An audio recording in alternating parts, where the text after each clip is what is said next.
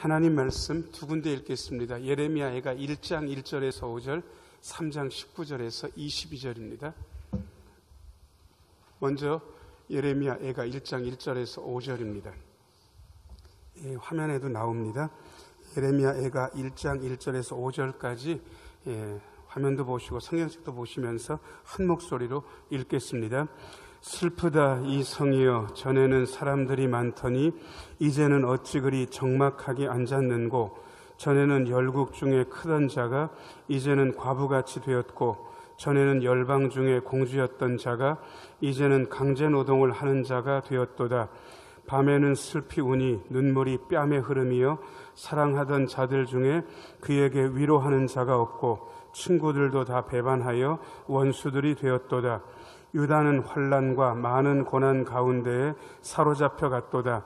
그가 열국 가운데 거주하면서 쉴 곳을 얻지 못하며 그를 핍박하는 모든 자들이 궁지에서 그를 뒤따라 잡았도다. 시온의 도로들이 슬퍼하며 절기를 지키려 나아가는 사람이 없음이로다. 모든 성문들이 적막하며 제사장들이 탄식하며 처녀들이 근심하며 시온도 곤고를 받았도다.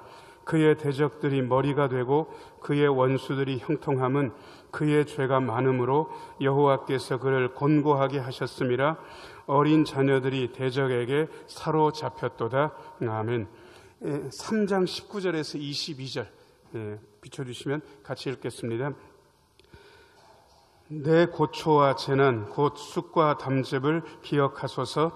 내 마음이 그것을 기억하고 내가 낙심이 되오나 이것을 내가 내 마음에 담아두었더니 그것이 오히려 나의 소망이 되었사옴은 여호와의 인자와 긍휼이 무궁하심으로 우리가 진멸되지 아니함이니이다. 아멘. 잠시 기도하고 하나님 말씀 듣습니다. 은혜로우신 주님, 이 시간 말씀하여 주시고 주의 말씀 들을 때에 주의 영이 우리의 심령 속에서 약동하는 시간 되게 하여 주옵소서. 전하는 종을 불쌍히 여기시어 주의 말씀이 손상되지 않고 성도들의 심령 속으로 거침없이 흐르게 하여 주옵소서. 예수님 이름으로 기도하옵나이다. 아멘. 오늘 3부 예배 나오신 모든 분들 하나님의 은혜 풍성하기를 축원합니다. 잘 나오셨습니다.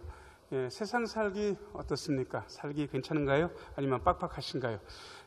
제가 신방하게 되면 교우들한테 여쭤봅니다. 장사하는 분들한테 요즘 어떠세요? 그러면 목사님 빡빡해요. 이러면 상태가 나쁘지 않습니다. 그나마 견디기 괜찮은 겁니다. 그런데 어떤 분들은 한숨을 푹 쉬면서 목사님 어렵습니다. 이런 분들도 계시고요. 젊은 목사 앞에 뭐라고 얘기하시는 분들도 있냐 그러면 목사님 그야말로 죽지 못해서 살아갑니다. 그런 분들까지 계십니다. 야, 만만치 않은 그러한 때다라는 생각을 요즘 들어도 더 절실하게 합니다. 세상은 슬픔과 고통이 있는 세상입니다. 그리고 예수 믿는 분들도 거기에서 비껴나가지 않고 때때로 슬픔과 고통을 만납니다. 아니요, 어떤 때는 예수 믿는 분들도 그야말로 절망적인 슬픔과 고통을 만날 때가 있습니다. 저희 어머니가 여러 가지 일로 힘든 일들을 겪어내셨습니다. 저희 아버지 목회하실 때도 그랬고요. 예수를 믿고 초반에도 그러셨는데 아들 보고 뭐라고 얘기하시는 게 기억이 나냐 그러면 예수 믿는 보람이 하나도 없다. 얼마나 고통스럽고 힘들었으면 예수 믿는 보람이 하나도 느껴지지 않는다는 말씀을 하셨을까. 힘든 일들은 있게 마련입니다. 예수를 믿는다고 인생의 꽃길이 펼쳐질 거고 그리고 나쁜 일은 하나도 없고 좋은 일들만 있을 거라고 얘기하는 분이 있다면 죄송합니다. 그분은 누가 그런 얘기를 했든지 간에 거짓말입니다. 삶의 현실에 대해서 모르는 분입니다. 적어도 성경 말씀을 읽는다면 그렇게 얘기하시면 안 됩니다. 왜냐 그러면 개인적으로, 가정적으로, 나라적으로 어려운 일들은 닥치게 마련입니다. 성경을 읽어보면 시편 같은 데 아주 절실한 부분들이 나오는데 하나님 언제까지입니까? 하나님 도대체 어느 때까지입니까? 라고 부르짖는 그러한 구절들이 나옵니다. 얼마나 고통스러웠으면 그랬을까 짐작해 볼 수 있습니다. 이런 슬픔과 절망스러운 고통 가운데서 과연 어떻게 할 것인가? 일단 저는 원칙은 있습니다. 여러분들도 절망적이고 힘든 순간들을 겪어내시고 있고 막 통과하셨고 그리고 그런 것들이 예상되신다면 그런 어려움 속에서 1번 혀를 콱 깨물고 죽어야 된다. 2번 그래도 살아내야 된다. 자, 1번과 2번 중에 뭐가 정답입니까? 1번이라고 대답하는 분들은 없으리라고 생각됩니다. 자, 저를 따라서 하세요. 그래도 살아내야 됩니다. 여러분, 저한테 얘기하시는 것보다 옆분 보고 이야기하시는 게 훨씬 낫습니다. 활짝 웃으시면서 그래도 살아냅시다. 인사 한번 하겠습니다. 그래도 살아냅시다. 여러분, 진짜 힘들고 어려워도 죽으면 안 돼요.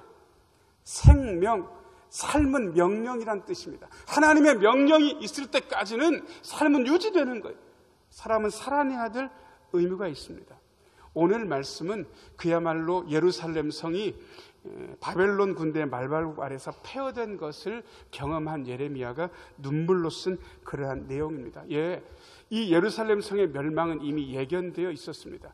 하나님께서 예언자들을 보내서 성경 말씀에 뭐라고 말씀하셨냐 그러면 이제부터 너희들한테 모델되는 왕이 있다. 다윗이다. 다윗이 모델이기 때문에 다윗의 길로만 행하면 이스라엘 나라는 복을 얻을 것이다 라고 그렇게 얘기했지만 솔로몬 시대부터 삐걱거리기 시작하더니 그 다음부터 북이스라엘과 남유다로 갈라지면서 그야말로 엇가기 시작했습니다. 모델이 다윗 왕인데 모델되는 다윗의 길은 가지 않고 여로보암의 길로 갔습니다. 우상 숭배하는 금송아지를 우상 숭배하는 여로보암의 길, 아합의 길로 갔습니다. 바알과 아세라를 섬기는 아합의 길로 가가지고요, 그야말로 북이스라엘과 남유다는 엉망이 되고 말았습니다. 하나님께서 예언자들을 보내서 내가 예언하는데 너희는 결국 아수르 바벨론에게 망한다라고 그렇게 말씀을 선포하셨지만 소용이 하나도 없고 결국 북이스라엘도 남유다도 멸망의 길로 치달았습니다. 성경을 읽어보면서 기가 막힌 사실은 세상에 성경 말씀의 예언이 한치의 오차도 없이 그대로 이루어진다는 사실 때문에 저는 전율할 때가 많았습니다. 자, 저를 따라서 하세요. 예언대로 됩니다. 자, 저를 따라서 하세요. 한치의 오차도 없이 예언대로 됩니다. 내가 예언하는데 너희는 결국 아수르 바벨론에게 망한다. 하나님께서 예언하셨고 북이스라엘은 아수르, 남유다는 130년쯤 더 가다가 바벨론 제국에 멸망당하고 말았습니다. 남유다의 마지막 임금 시드기야는 물정을 모르는 사람이었습니다. 뭐가 믿음의 길인지 뭐가 하나님의 경고인지 전혀 파악을 못하고 애굽하고 동맹을 하고 바벨론 제국을 이길 수 있을 거라고 그렇게 생각을 하고 공격해오는 바벨론 군대 앞에서 예루살렘 성문을 닫아 걸고 18개월 동안 버텼지만 어림도 없었습니다. 여러분, 공성전을 하게 되면 맨 먼저 쳐들어온 사람들은 보급을 끊습니다. 그러면 성 안에 있는 사람들은 몇 달이고 몇 년이고 그 안에 있는 것으로 먹고 살아야 되는데 여러분, 조그마한 성 안에 얼마나 쌓아둘 수 있겠습니까? 불과 몇 달이 못 돼가지고요, 굶주림에서 죽는 사람들이 속출하기 시작했습니다. 어느 정도냐 그러면요, 애가 엄마의 젖을 빨고 있는데 젖에서 피가 나와요. 엄마가 죽은 거예요. 18개월 동안 죽기 살기로 결심하고 성문을 닫아달고 저항했지만 18개월 만에 예루살렘 성은 그야말로 함락되고 말았습니다. 공성전 하면서 바벨론 군대도 악이 바쳤던 것 같습니다. 왜냐 그러면 공성전 하게 되면 고스란히 성을 내줄 수는 없으니까 성벽 위에서 부녀자들까지 돌멩이도 떨어뜨리고 그러면서 저항을 하게 마련입니다. 그러니까 공성전 치르면서 바벨론 군인들도 많이 죽었습니다. 저항하다가 함락됐기 때문에 바벨론 군대의 사령관이 공식적으로요, 약탈 명령을 3일, 보통은 7일, 길게는 2주일씩 약탈 명령을 내립니다. 이 약탈 명령 내리면 어떻게 되는지 아세요? 바벨론 군대가 예루살렘 성 안에 있는 모든 가옥들, 자기가 원하는 가옥에 들어가가지고 자기가 원하는 모든 짓을 합니다. 부녀자들을 강간하고 성폭행하고 아이벤 여자들의 배를 갈라서 죽이고 자기가 죽이고 싶은 대로 죽이고 빼앗고 싶은 대로 빼앗고, 기록에 따르면요, 세상에 아이의 배를 여자의 배를, 임산부의 배를 갈라가지고 그 애를 꺼낸 다음에 성벽 위에서 이렇게 돌멩이 있는 쪽으로 떨어뜨렸다는 기록도 나옵니다. 여러분, 이 참혹한 일들을 예레미야가 몸소 겪었습니다. 여러분, 그야말로 개인적이고 가정적이고 그야말로 국가적인 재난을 예레미야가 견뎌내면서 얼마나 마음이 어려웠을까, 그 마음을 우리는 짐작해 볼 수 있습니다. 첫 번째 좀 비춰줘 보세요. 첫 번째, 자, 저를 따라서 하세요. 하나님의 백성에게도 절망과 슬픔이 닥쳐올 수 있습니다. 여러분, 하나님의 백성에게도 절망과 슬픔이 닥쳐올 수 있다는 이 사실에 대해서 우리는 반드시 동의할 수 있어야 됩니다. 내가 교회를 다니고 예수님을 믿기 때문에 나한테 어려운 일은 없을 것이다. 누가 그걸 보장했습니까?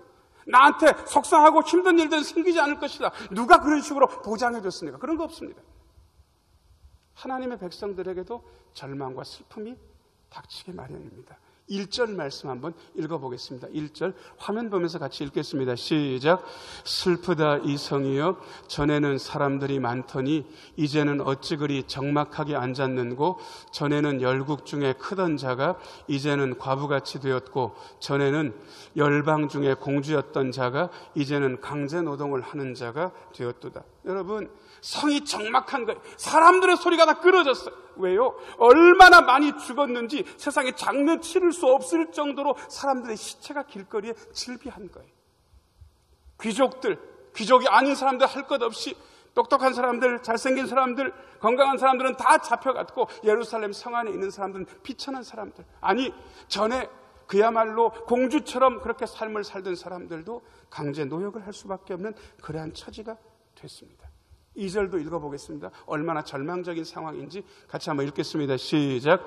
밤에는 슬피 우니 눈물이 뺨에 흐름이여, 사랑하던 자들 중에 그에게 위로하는 자가 없고 친구들도 다 배반하여 원수들이 되었도다. 예, 유다도 동맹국들이 있었습니다. 적어도 바벨론이 침입해 들어올 때 적어도 맞서 싸우지 못한다 그러면 피신할 때 도와주기라도 하고, 그리고 살아있는 사람들에게 구호의 손길이라도 내밀어야 되는데, 세상에 에돔 족속들 같은 경우에는 바벨론 제국 군대들이 약탈할 때 덩달아 와서 약탈하기도 했습니다. 여러분, 위로하는 자도 없고 친구들도 배반당한 거예요. 아무리 어려운 일들을 만나도 옆에서 위로하는 분들이 있으면 견딜만 합니다. 친구들이 곁에서 도와주면 다시 일어설 만도 합니다. 그런데 유다 성읍은 그런 게 하나도 없었다는 거예요. 얼마나 괴로웠을까. 3절도 한번 읽어보겠습니다. 이 절망과 슬픔이 얼마나 지독한 상태에 있는지 3절 같이 한번 읽겠습니다. 시작. 유다는 환난과 많은 고난 가운데 사로잡혀갔도다. 그가 열국 가운데 거주하면서 쉴 곳을 얻지 못하며 그를 핍박하는 모든 자들이 궁지에서 그를 뒤따라 잡았도다. 예, 많은 이들이 사로잡혀간 거예요. 도대체 하나님의 도성 예루살렘, 하나님의 나라라고 알려져 있던 유다 성읍에 왜 이런 일들이 생긴 겁니까? 여러분, 왜 절망과 슬픔이 이 사람들에게, 하나님의 백성에게 찾아왔을까요?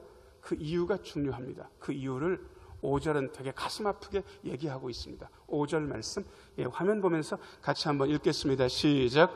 그의 대적들이 머리가 되고 그의 원수들이 형통함은 그의 죄가 많음으로 여호와께서 그를 곤고하게 하셨음이라. 어린 자녀들이 대적에게 사로잡혔도다.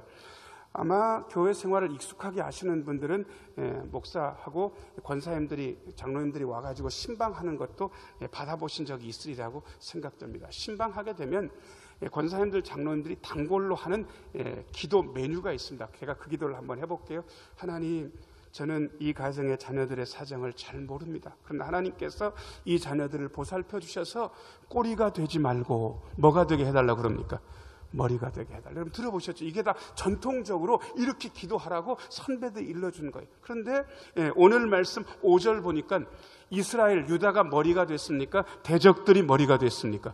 대적들이 머리가 된 거예요. 이스라엘은 꼬리가 된 거예요. 그리고 이렇게도 권사님들, 장로님들이 기도합니다. 하나님, 이 가정이 하는 사업을 형통하게 하셔서 그야말로 되고 흔들어서 넘치도록 복을 주옵소서. 그런데 이 가정, 이 나라가 형통한 게 아니고 두 번째 줄 보니까 이스라엘, 유다 나라가 형통합니까? 원수들의 나라가 형통합니까? 원수들의 나라가 형통한 거예요. 도대체 왜 이렇게 됐냐는 거예요. 도대체 무엇 때문에 이렇게 됐냐는 거예요. 오늘 말씀은 세 번째 줄에 그야말로 가슴 아픈 이유를 얘기하고 있습니다. 세 번째 줄 여러분 화면에 비치는 대로 같이 한번 읽어보겠습니다. 시작. 그의 죄가 많음으로. 하나님의 도성 예루살렘, 하나님의 나라가, 유다가 범죄했다는 거예요. 이렇게 말씀드리면, 목사님, 그러면 우리가 당하는 절망과 슬픔 모두 죄 때문에 일어나는 겁니까? 아니요, 그건 아닙니다. 여러분들이 당하는 모든 고통과 슬픔이 모두 다 죄 때문에 일어나는 거라고 제가 여러분들한테 협박으로 그렇게 말씀드리지 않습니다. 그런데 제가 목회하고 지금까지 살아내면서 제가 경험한 바는 우리들이 당하는 고통과 슬픔과 절망의 상당 부분은 우리의 죄 때문에 일어난다는 사실을 제가 인정할 수밖에 없습니다. 이렇게 말씀드리면 어떤 분들이 목사님 도대체 제가 무슨 큰 죄를 저질렀습니까? 제가 사람 찔러 죽였습니까? 제가 수억을 갈취하기라도 했습니까? 제가 도대체 무슨 잘못을 한 겁니까? 이렇게 항변하는 분들이 있다면 제가 이렇게 다시 되묻고 싶습니다. 꼭 행동으로 해서 죄입니까? 마음으로 생각한 것 죄가 안 되겠습니까? 말로 잘못한 것 죄가 안 되겠습니까? 해야 할 건데 하지 못한 것은 죄가 안 되겠습니까? 왜 죄가 없다고 얘기합니까? 아니요, 죄라는 말이 불편하다 그러면 죄라는 말을 불순종으로 바꿔도 됩니다. 자, 저를 따라서 하세요. 죄는 불순종입니다. 예수 믿으면서 하나님의 감동대로 다 순종하며 사셨습니까?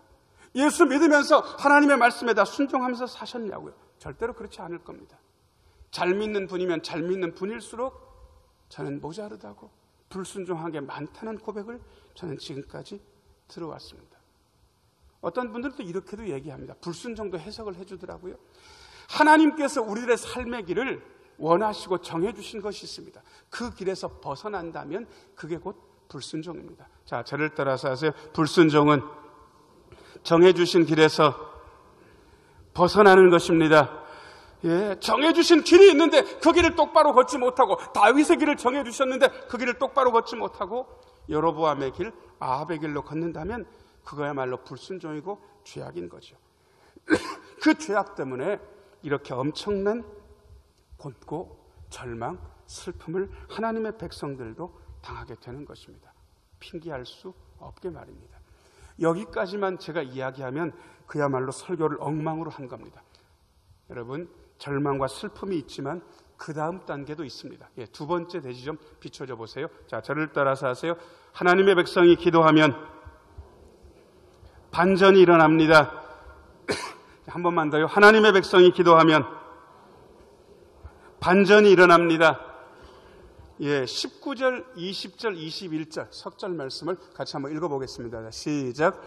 내 고초와 재난 곧 쑥과 담즙을 기억하소서. 내 마음이 그것을 기억하고 내가 낙심이 되오나 이것을 내가 내 마음에 담아두었더니 그것이 오히려 나의 소망이 되었사오문. 여러분, 예수를 믿으면서 최악이 뭔지 아세요? 아무 일도 일어나지 않는 거예요. 저는 목사님 두 분이 싸웠는데 목사님 한 분은 죄송합니다, 쌍욕, 세상 사람들이라는 쌍욕을 했고요. 한 분은 하는 사이에 그걸 다 들었어요.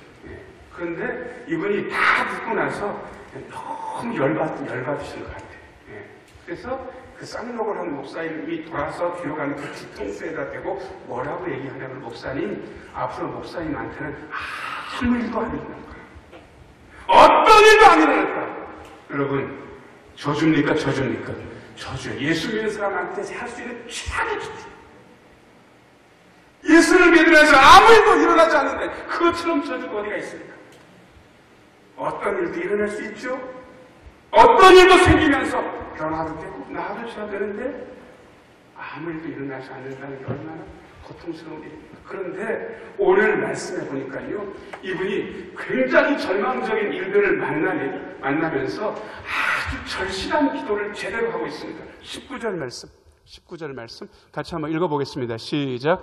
내 고초와 재난 곧 쑥과 담즙을 기억하소서. 얼마나 고초와 재난이 고통스러웠는지 쑥과 담즙이라고 얘기합니다. 여러분, 쑥하고 담즙은 맛이 답니까? 씁니까? 예, 쑥도 쓰고요. 담즙, 쓸개즙 드셔보셨어요? 예, 저희 아버지가 개척교회 할 때 제가 자벽부 생활을 좀 했습니다. 한 1, 2년 그야말로 방황하고요. 세상에 목사 아들인 주제에 술도 막 마시고 그랬습니다. 그날따라 용역 사무실에서 사장님이 오늘은 고생했으니까 한턱 쏠게 그래가지고 장어집을 갔는데 장어를 먹었는데 나중에 보니까 이것까지 먹어야 제대로 먹은 거라 그러면서 쓸개를 요만한 컵에다가 하나씩 딱딱 떨어뜨려 주더니 그냥 먹습니까? 거기에 뭘 따라 먹습니까? 거기에 뭘 따라 먹어요? 그걸 어떻게 하셔요, 여러분들은? 꼭 먹어본 사람처럼? 뭐 거리낄 게 없는 데니까 쩍 먹었는데 세상에 먹다가 이게 잘못 들어가가지고 중간에 턱 하고 걸렸어. 야, 얼마나 쓴지. 얼마나 고초와 재난이 힘들었으면 쑥과 담즙이라 그랬겠어. 그런데 이 쑥과 담즙 같은 고초와 재난 중에서 예레미야가 지금 기억해달라고, 이 상황을 기억해달라고 기도하고 있습니다. 예수 믿는 사람이 어떻게 절망과 슬픔에서 벗어나냐고요? 딱 한 가지 방법밖에 없습니다. 자, 저를 따라서 하세요. 기도하면 상황이 반전됩니다. 이걸 믿느냐 안 믿느냐에 따라서 사람들의 삶이 다릅니다. 이걸 믿느냐 안 믿느냐에 따라서 사람들은 기도하고 나아지기도 하고 그야말로 기도 안 하고 절망의 구렁텅이로 빠질 수도 있습니다. 여러분, 다른 건 의심해도 되는데 기도하면 상황이 반전될 수 있다는 이 사실은 믿어야 됩니다. 자, 저를 따라서 하세요. 기도하면 상황이 반전됩니다. 자, 그런데 예레미야가 속상한 게 있는데 20절 말씀, 20절. 자, 내 마음이 뭘 기억했다고 되어 있습니까? 그것을 기억했다고 되어 있는데, 여러분, 성경 읽으면서 주의해야 되는 게 이것이 나올 때 굉장히 주의해야 됩니다. 자, 20절, 21절을 정확하게 한번 읽어보겠습니다. 20절, 21절 같이 한번 읽겠습니다. 시작. 내 마음이 그것을 기억하고 내가 낙심이 되오나, 21절, 이것을 내가 내 마음에 담아두었더니 그것이 오히려 나의 소망이 되었사오면. 여러분들 정확하게 잘 읽으셨는데 제가 20절, 21절을 제가 한번 읽어볼 테니까 정 목사는 잘 읽나 잘못 읽나 한번 들어보세요. 내 마음이 이것을 기억하고 내가 낙심이 되오나, 21절, 그것을 내가 내 마음에 담아두었더니 이것이 오히려 나의 소망이 되었사오면. 여러분, 제가 잘 읽었습니까? 이상하게 읽었습니까? 뭐가 이상합니까? 그것과 이것이 막 바뀌어 있죠. 20절 다시 한번 보여주세요. 자, 지금 예레미야가 쑥 담즙 같은 고초와 재난을 기억하고 있는 거예요. 여기서 말하는 그것은 본문보다 앞에 나온 거예요. 예레미야가 지금 낙심할 수밖에 없는 상황, 고초와 재난, 쑥과 담즙, 이것을 늘 생각하고 나니까 낙심이 되는 거예요. 언제나 상황은 우리를 낙심하게 합니다. 그런데 반전이 있습니다. 21절, 무엇인지는 모르겠지만 그것이 아니고 아직 나오지 않은 이것을 내 마음에 담아두었더니 그 고초와 재난, 쑥과 담즙이 오히려 소망이 되었다고 이야기하고 있습니다. 기도하면서 그것 때문에 나 속상하고 죽을 지경이지만 이것 때문에 다시 살아납니다라고 소망을 주는 이것에 대해서 이야기하고 있는 거예요. 도대체 이게 뭘까? 세 번째 대지 비춰줘 보세요. 자, 저를 따라서 하세요. 하나님의 긍휼과 소망은 절대로 사라지지 않습니다. 한 번만 더요. 하나님의 긍휼과 소망은 절대로 사라지지 않습니다. 22절 말씀 비춰주세요. 같이 한번 읽겠습니다. 시작. 여호와의 인자와 긍휼이 무궁하심으로 우리가 진멸되지 아니함이니이다. 고초와 재난, 쑥과 담즙 같은 상황을 생각하니까 예레미야도 늘 마음속에 고달픈 거예요. 살기 싫은 거예요. 낙심이 되는 거예요. 그런데도 이것 여호와의 인자와 긍휼을 생각하니까 다시 한번 소망이 생기는 거예요. 여러분, 마음속에 무엇이 있느냐에 따라서 소망이 생길 수도 있고 마음속에 무엇이 있느냐에 따라서 절망적인 상황으로 그냥 끝나버릴 수도 있습니다. 예레미야의 마음속에 끝까지 예레미야를 붙들었던 건 여호와의 인자, 여호와의 긍휼입니다. 자, 저를 따라서 하세요. 우리 하나님께서 인자하십니다. 한결같은 사랑에 대해서 얘기하고 있습니다. 저는 자식들 키우면서 한결같은 사랑이 뭔지를 깨달았습니다. 제게는 딸이 둘 있는데요. 저를 닮아서 되게 이쁘고 사랑스럽습니다. 그런데 이 녀석들이 커갈 때 사춘기가 딱 되니까 말을 되게 밉살스럽게 하더라고요. 야, 뭐 해라. 할 거예요. 뭐 했냐? 했단 말이에요.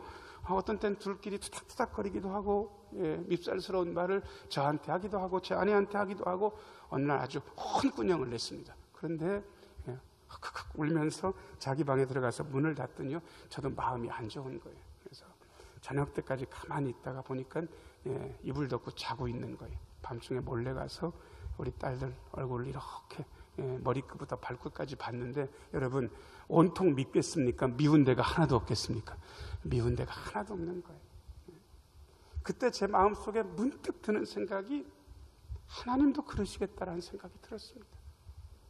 그렇게 밉살스럽게 얘기하고 잘못된 말을 하는데도 불구하고 하나님 편에서는 미운 게 아니에요.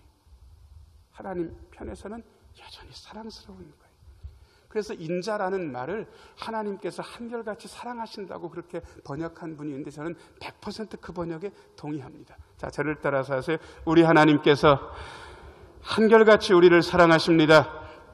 그 한결같은 사랑이 끝나지 않는다고, 무궁하시다고 이야기하고 있습니다. 그 다음에 22절 다시 한번 비춰줘 보세요. 여호와의 인자를 말씀드렸고 두 번째가 여호와의 긍휼입니다. 자, 저를 따라서 하세요. 하나님의 긍휼. 예, 이 긍휼이라는 말은 대단히 좋은 말인데 교회에서는 쓰지만 잘 안 씁니다. 이 긍휼하고 제일 비슷한 말이 불쌍하게 여긴다 이 뜻입니다. 불쌍하게 여긴다. 여러분, 사랑 중에 최고의 사랑이 뭔지 아세요? 불쌍하게 여기는 거예요. 지난 주간 3일, 저저번 주에 3일 동안 저랑 제 아내가 통성경 세미나 갔다 왔는데 저는 세미나 가면 뒷자리에 앉는 적이 없습니다. 언제나 앞자리에 앉는데요. 맨 앞자리에 앉아서 만만치 않은 몸집의 사람이 말을 잘 들으니까 강사 목사님이 저를 이렇게 보시더니 목사님, 사모님 예쁘세요? 불쌍하세요? 이렇게 물어보는 거예요. 여러분, 정답이 뭡니까? 사모님이 예쁘세요? 아니면 불쌍하세요? 어떻게 대답해야 됩니까?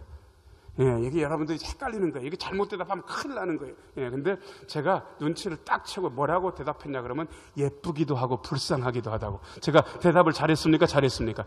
잘한 거예요. 여러분, 보통은 예쁘다고 얘기하면 그거는 거짓말일 가능성이 많습니다. 왜냐 그러면 텔레비에 훨씬 예쁜 사람들이 많이 나옵니까? 많이 나옵니까? 그거는 그냥 아부하는 거예요. 근데 진짜 사랑은 뭔지 아세요? 예쁘다고 하는 게 아니고 불쌍하게 여기는 거예요. 이게 사랑 중에 최고의 사랑이에요.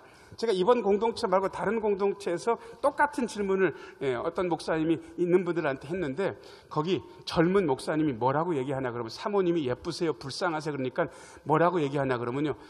저는 제가 불쌍합니다. 그렇게 답하는 분들을 봤어요. 그러니까 목사님이 철이 안 들어서 그렇다고. 여기 같이 사시는 분들, 자녀들, 부모님들한테 불쌍하게 보이는지에 대해서 한번 확인해 보세요. 불쌍하게 보이는 분들은 이미 철이 든 분들이에요. 근데 어떤 분들은 내가 불쌍하다, 내가. 이런 분들은 아직 철이 안 나는 거죠. 자, 옆에 있는 분들 얼굴 한번 보세요. 자, 저를 따라서 하세요. 불쌍하게 여겨드릴게요. 한마디씩 하세요. 자, 시작. 불쌍하게 여겨드릴게요. 이게 진짜 사랑이에요. 애처롭게 사랑하는 거예요. 자식 보면서 저 녀석들이 더 좋은 부모 밑에서 태어났으면 더 나았을 텐데 능력 없는 부모 밑에서 태어나서 고생했다. 불쌍하게 여기는 거예요. 자식이 부모를 보면서 자식들이 잘 모시는 그러한 집도 있는데 우리가 이만밖에 못 모셔서 어머니 아버지 애처롭다. 이게 제대로 된 마음인 거예요. 아내를 보면서 좋은 남자 만났으면 훨씬 잘 살았을 텐데 나 같은 남자 만나서 고생 많았다. 그렇게 애처롭게 여기는 거예요. 거꾸로도 마찬가지고. 그런데 내가 제일 불쌍하다고 그러는 거는 그야말로 사랑을 제대로 아는 게 아닙니다. 하나님의 사랑은 어떤 사랑? 우리를 불쌍하게 여기시는 사랑. 자, 저를 따라서 하세요. 우리 하나님께서 우리를 불쌍하게 여겨주십니다. 고초와 재난, 쑥과 담즙 그것 기억하고 낙심은 됐지만 예레미야의 마음속에 하나님이 변하지 않는, 그치지 않는 하나님의 인자, 하나님의 긍휼이 있었던 거예요. 그걸 생각하니까 여전히 소망이 있는 거예요. 22절 말씀 다시 한번 비춰줘 보세요. 같이 한번 더 읽어보겠습니다. 시작. 여호와의 인자와 긍휼이 무궁하심으로 우리가 진멸되지 아니함이니이다. 진멸되지 않았다고 이야기하고 있습니다. 다 망한 것 같아도 남은 게 있다고 이야기하고 계십니다. 건강이 남았습니다. 자녀들이 남았습니다. 물질도 남은 게 있습니다. 그러면 하나님의 인자와 긍휼이 무궁하심으로 남은 게 있다 그러면 아직 끝나지 않은 것입니다. 새롭게 시작할 수 있습니다. 이게 예레미야가 깨달은 소망입니다. 사랑하는 여러분, 절망과 슬픔에 잠겨 계십니까? 절대로 그냥 있지 마세요. 기도하면 반전이 일어납니다. 하나님의 인자하심, 하나님의 긍휼하심을 마음에 품고 기도하십시오. 그러면 소망을 발견하게 되고 우리는 견뎌내고 살아내고 승리의 길로 회복할 수 있습니다. 절망에서 소망으로 나아가시는 우리 모두가 되기를 예수님의 이름으로 축원합니다. 기도하겠습니다.